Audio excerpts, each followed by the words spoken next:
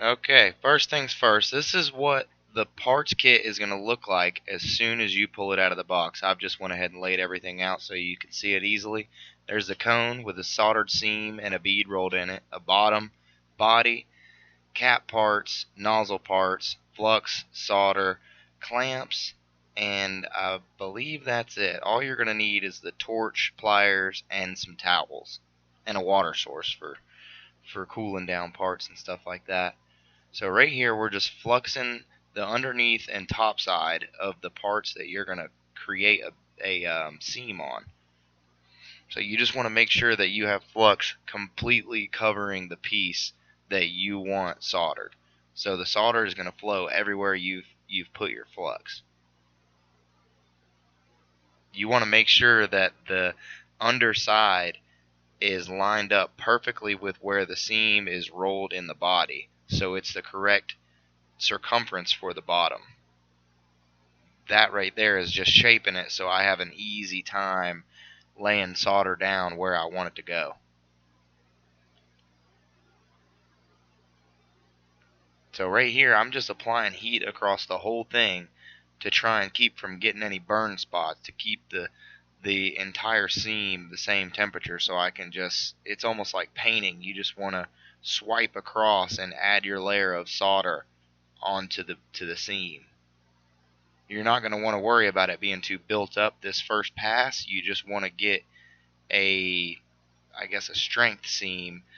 Then you'll do a build-up seam after this when you've got it pressed tight together and a good bead laid across the body. So I'm not worried about that gap yet because of what I just said. I'm going to go back and address that after I've got the structure of the bead already drawn out.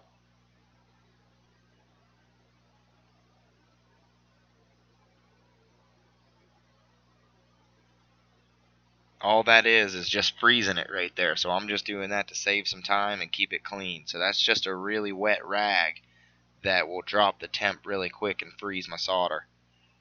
This is what I was just talking about, where you'll need to roast it back up and then apply pressure to seal that gap. And then I'll take the rag again and cool that off where it's now stuck together. Then is the time for building up the seam and making it a nice solid thick pass.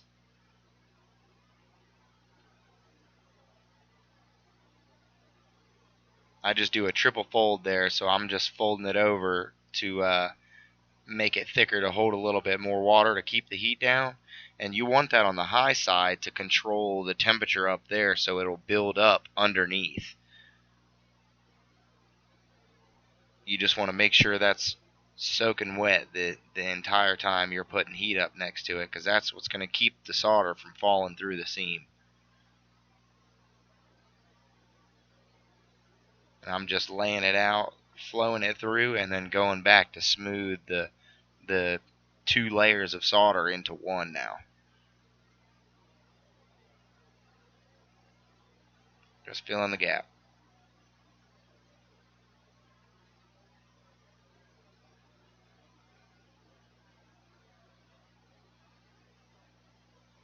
Piece of cake.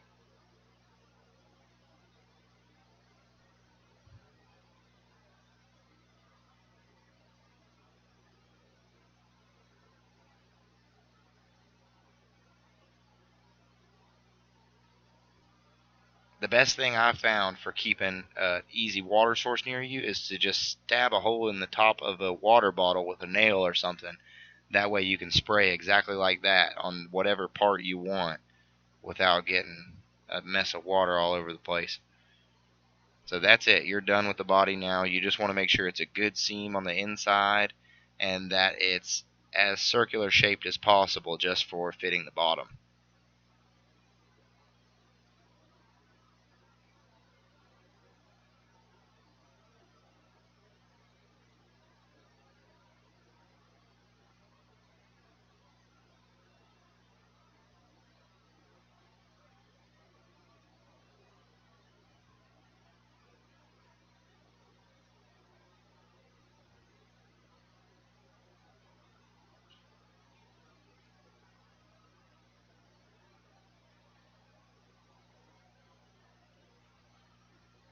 This is going to be what we call a butt solder, so you're just going to want to make sure that the entire part is covered in flux.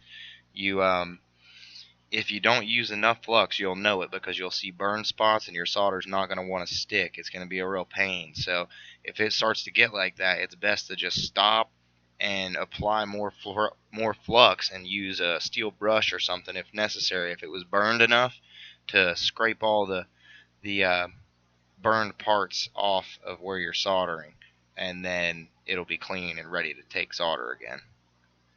So that on the first pass, I'm not worried about making it a big, thick, uniform bead. I just want it to be solid and to hold. That way I can come back around and make sure all the holes are filled and solder the rest of the overlap there to make it look pretty. But at first you just want to make sure you get it a solid foundation for what you're going to clean up afterward. So you'll always make 2 passes.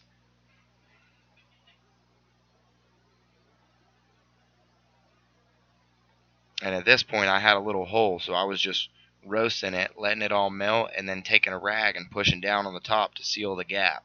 And then you could use your water bottle to spray on it to freeze it real quick so you don't have to sit and wait for it. But that's an easy way to fill holes instead of trying to play with the heat and build up over a hole with your solder.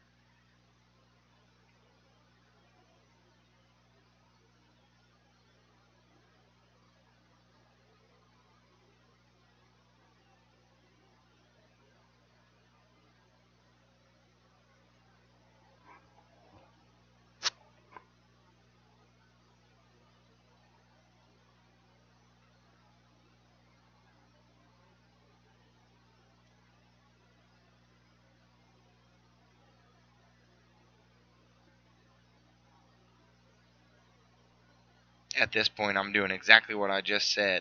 I put too much heat on it and it burned up, so it wasn't taking the solder anymore. So you just need to go back. It would have been a little bit easier if I had used a steel brush there, but it's just the same. You just have to use your flux to clean your part back up.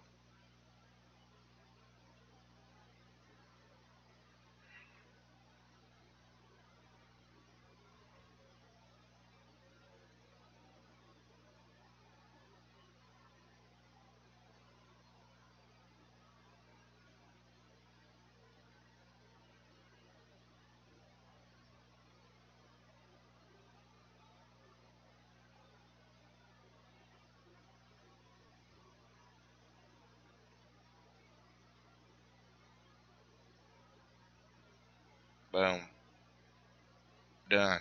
Now you just want to go back around with a wet rag and clean all the extra flux, all the burned parts, and just make sure you have real clean copper. So when I reflux and go back around, I can fill that all and make it look uniform and a solid seam.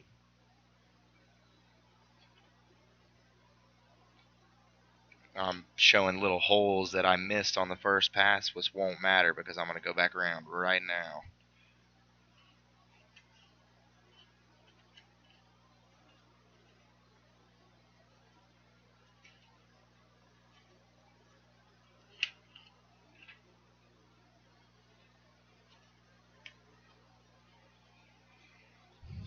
Now with this pass, you're not going to really open anything up because you're going to be moving so quick and because it's already a strong bond. So you're just wanting to go around, cover holes or gaps that you missed, and fill in the rest of the overlap with solder just to make it look pretty and be a nice strong bond.